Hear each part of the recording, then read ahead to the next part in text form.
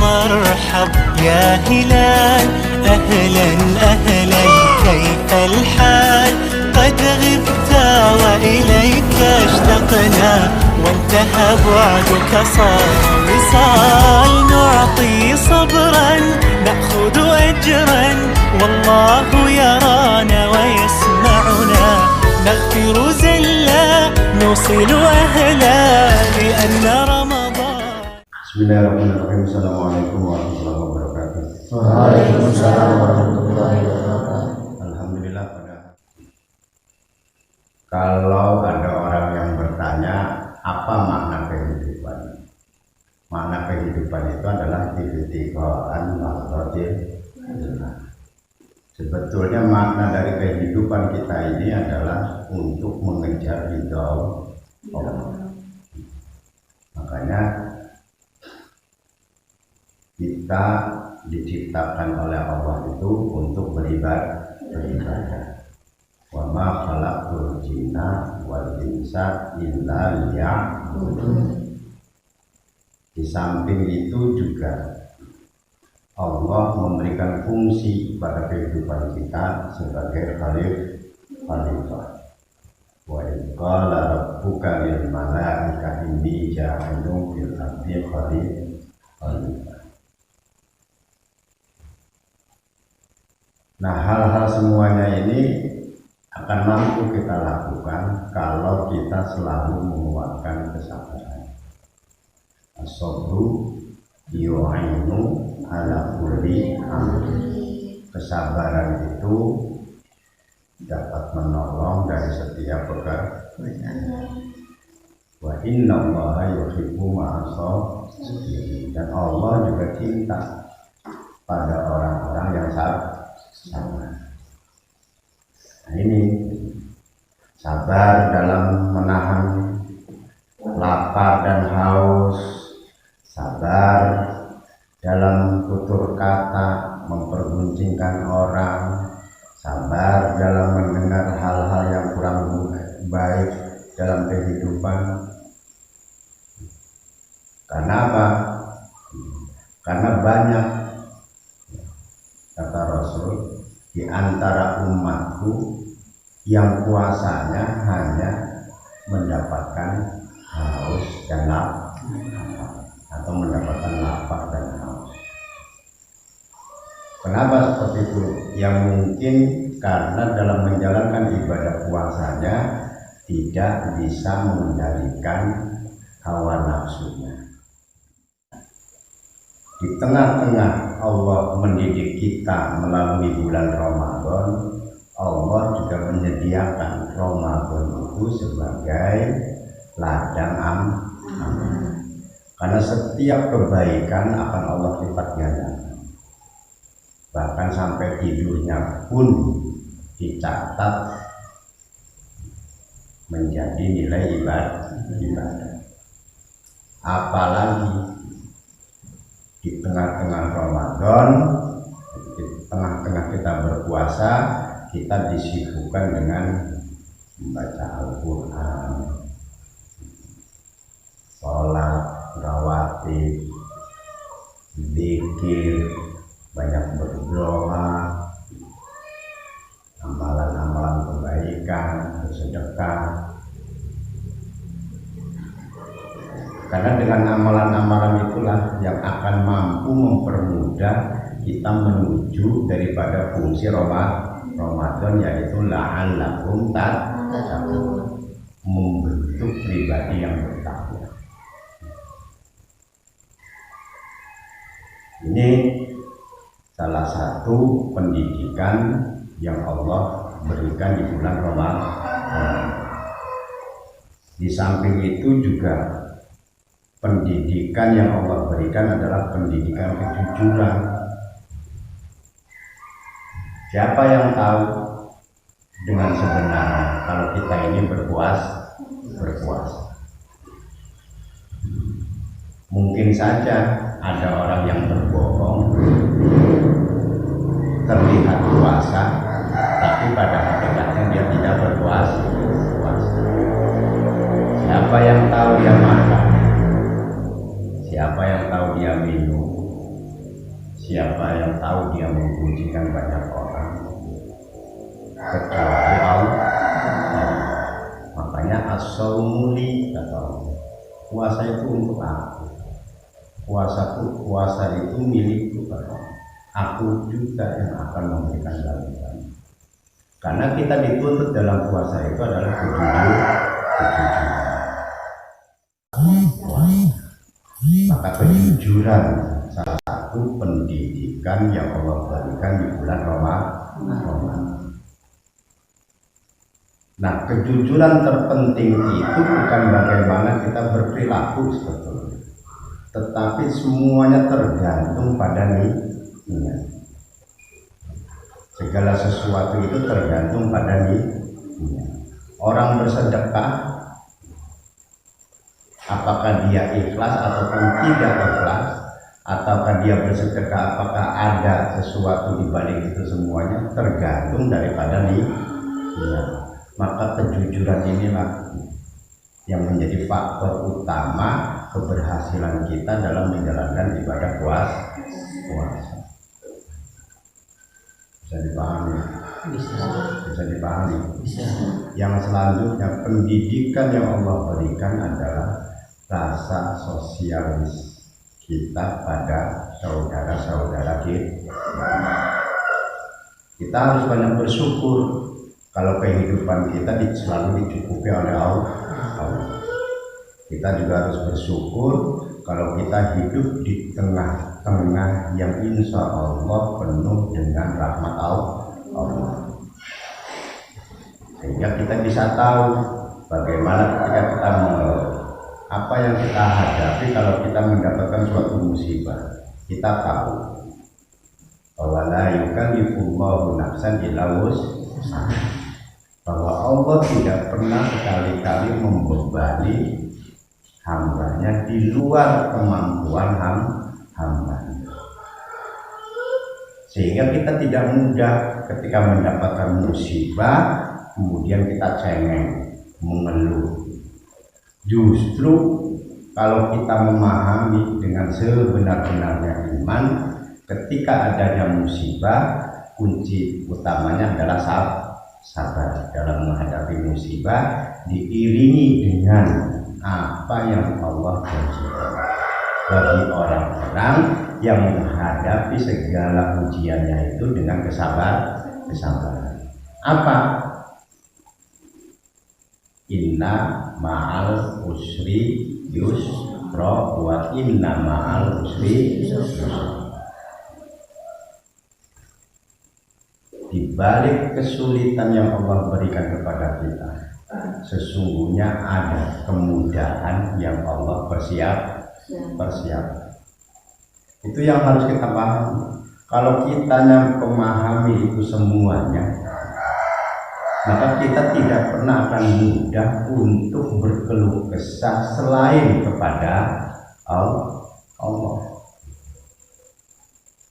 Kalau kita mengeluhkan sesuatu kepada Allah, ya memang itulah tempatnya. Dan itulah yang diharapkan, yang diinginkan oleh Allah.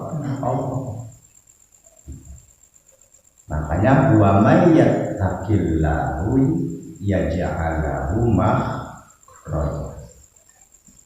Wa may yattaqillahi yaj'al lahu makhraja.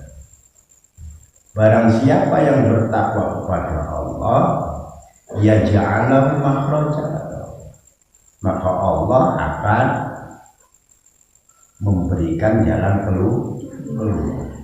Jadi ketika seorang beriman mendapatkan suatu musibah, maka yang harus dilakukan adalah introspeksi diri, memperbaiki diri dengan cara mendekatkan diri kepada Allah.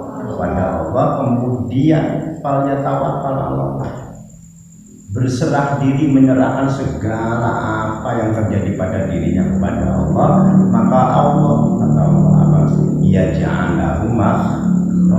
maka Allah akan memberikan jalan keluar. Kemudian juga di samping Allah memberikan jalan keluar, kata Allah wa yarzuqu min haitsu la yahtasib wa yarzuquhu min haitsu la yahtasib. dan Allah juga akan memberikan rizki dari sesuatu yang tidak disangka-sangka. Sekarang COVID-19, orang banyak yang di PHK, ya, banyak usahanya yang bangkrut, banyak orang nggak bisa dagang lagi. Kalau imannya kurang, maka dia akan merasa gelisah hidupnya. Bagaimana nanti hidupnya? Kalau usaha tutup, usaha bangkrut, pekerjaan saya diputus, di PHK, dipecat oleh perusahaan, bagaimana makannya? Kalau orang yang kurang beriman. Tapi kalau orang yang beriman, insya Allah dengan kehadiran COVID-19, walaupun harus mengorbankan usahanya yang harusnya berjalan jadi tidak berjalan, yang harusnya pendapatannya selalu ada menjadi terhenti, maka dia akan mengevaluasi diri. Apalagi COVID-19 ini adalah bukan keinginan kita, tapi merupakan kehendak Allah. Seharusnya untuk menghindari semuanya larinya kepada yang memiliki itu semuanya, yaitu Allah. Memohon perlindungannya kepada Allah, menyadari dirinya. Siapa tahu dengan COVID-19 ini merupakan sebuah teguran yang Allah berikan terhadap kita semuanya, tanpa harus disadari ataupun tidak disadari. Pasti kelalaian, kesalahan, kekeliruan banyak kita lakukan.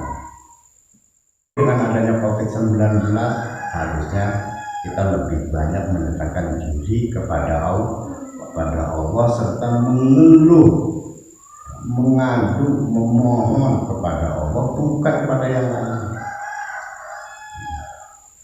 Bisa dipahami? Bisa dipahami. Apalagi ujian ini ada di tengah-tengah bulan penuh berkah. Mungkin saja Ramadan, bulan yang penuh berkah yang sering kita lalui dari tahun ke tahun, seakan-akan tidak ada apa-apanya. Walaupun nilai Ramadan itu luar biasa. Saking luar biasanya fadilah Ramadan itu, yang mati pun selalu bermohon-mohon kepada Allah untuk diberi sedetik saja kehidupan lagi agar bisa merasakan hawanya Ramadan. Itu orang yang mati. Maka kata Rasulullah, merugilah umatku yang mengabaikan bulan Ramadan. Merugilah umatku, kata Allah, kata Rasul, bagi umatku yang mengabaikan bulan Ramadan. Artinya mengabaikan itu menyia-nyiakan bulan Ramadan, tidak menjadikan bulan Ramadan sebagai bulan penempaan, sebagai bulan introspeksi diri atau evaluasi diri untuk menjadi pribadi yang lebih baik. Paham semuanya? Paham semuanya? Nah, mudah-mudahan kita ada di pesantren ini tidak menjadi orang-orang yang mengabaikan bulan Ramadan. Pagi habis sholat subuh, kamu semuanya ngaji 1 juz. Habis ngaji, kamu juga melakukan bersih-bersih. Dari bersih-bersih diisi lagi dengan taklim, pengajaran. Dari pengajaran lagi diisi lagi dengan baca Al-Quran. Semuanya penuh dengan amal-amal yang memiliki nilai ibadah. Maka kamu harus bersyukur dan harus yakin di tengah bulan penuh berkah ada ujian COVID-19 ini, berarti Allah akan lebih besar lagi memberikan keberkahan di bulan Ramadan.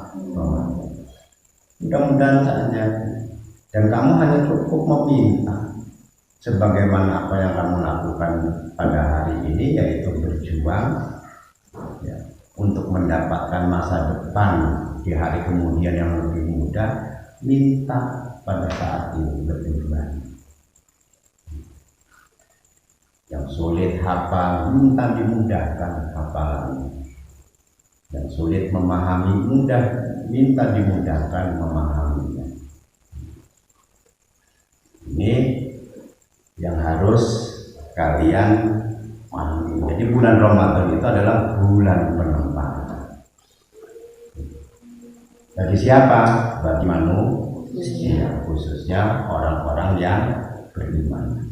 Bukan untuk orang Islam saja, bukan untuk orang Islam, tapi khusus untuk orang yang beriman. Orang Islam mungkin belum tentu beriman, tapi orang beriman pasti sudah berislam.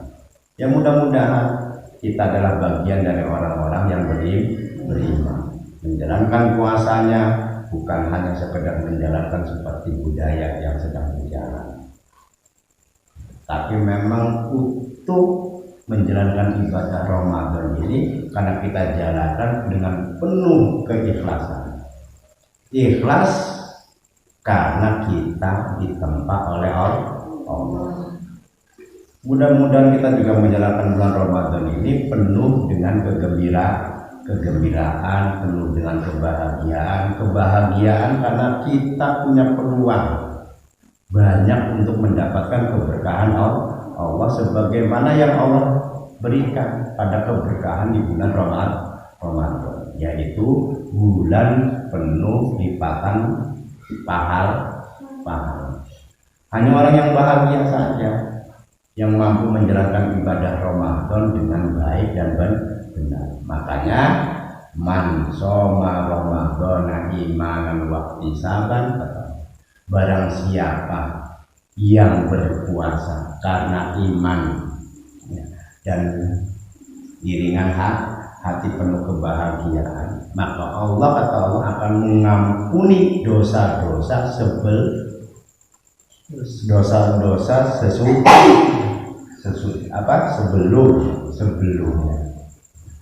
Jadi dosa-dosa tahun-tahun yang lalu Allah akan hapuskan. Bagi siapa? Bagi yang mau menerima Ramadan dengan iman dan penuh bahagia. Paham semuanya? Nah, ini harapan saya pada kalian semuanya, mudah-mudahan tetap istiqomah ya, dalam menjalankan ibadah Ramadannya ya, penuh khusyuk, sholatnya juga penuh khusyuk, ngajinya juga penuh khusyuk, zikirnya juga penuh khusyuk. Khusyuk bukan diam sambil menunduk, tapi khusyuk betul-betul bahwa kita ini rendah di mata Allah, sehingga kita selalu mengharap ridha Allah. Dengan ini, hadza Allah wa iyyakum ajmain. Assalamualaikum warahmatullahi wabarakatuh.